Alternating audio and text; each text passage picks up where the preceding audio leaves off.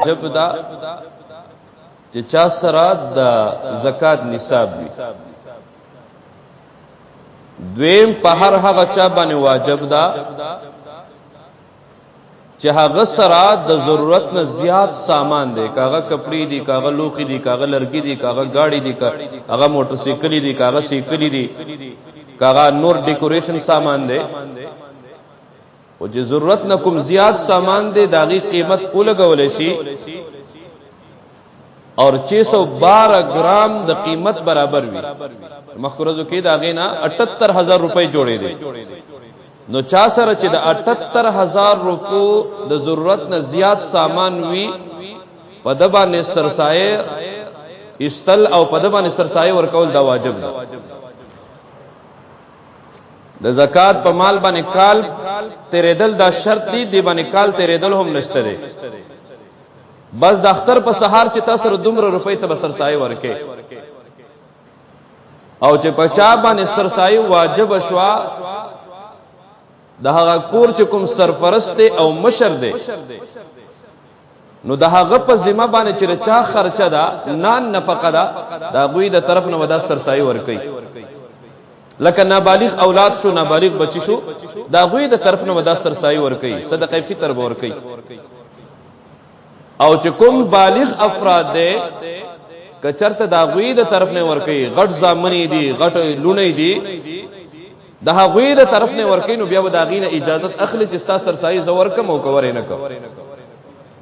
او بیا خبردار چې هغه ته ورکې چې هغه خپل ورکې. درېمه مسله دي کې دا د سوشل میډیا باندې یو دو علما بیانات چلیږي.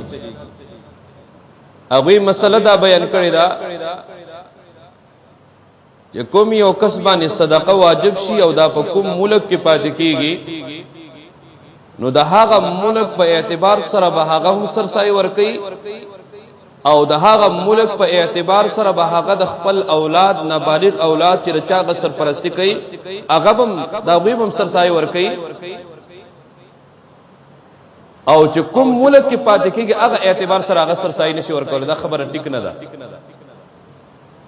افضل هم دغه ده چې څوک په کوم ملک کې پاتې کېږي، لکه یو کس په سعودیه کې پاتې کېږي، دوبۍ کې پاتې کېږي، ملیشیا کې پاتې کېږي، قطر کې پاتې کېږي، بحرین کې پاتې کېږي، یورپ کې پاتې کېږي او پاغه باندې صدقه فطر واجب شو نو افضل خبره بهتر خبره دادا کداغه بچی په پاکستان کې پاتې کیږي او افغانستان کې پاتې کیږي او د کوم ملک کې پاتې کیږي هغه ملک په حساب سره د خپل اولاد صدقه فطر او سرسایه ورکړي.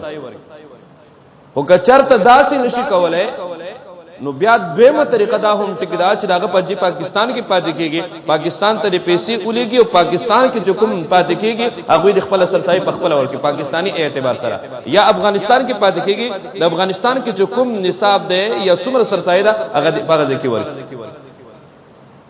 نو دا دواړه طریقې ټیک دي. اوله طریقه افضل ده او دویمه طریقه دا جایز ده. خدا خبره ټیک نه ده چې بس اوله طریقه جایز ده او دویمه جایز نه ده.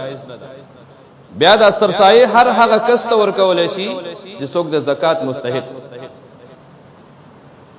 او زکات مستحق هر هغه څوک دی چې چا سره د زکات نصاب نه. د زکات مستحق هر هغه څوک دی چې چا سره نقدي یا د ضرورت نه زیات کوم سامان دی هغه راجمع کی او هغه قیمت 78000 ته نه رسیدل دا زکات مستحق دی. نو دا د سرسایه مستحق شو د سرسایه ورکول شي.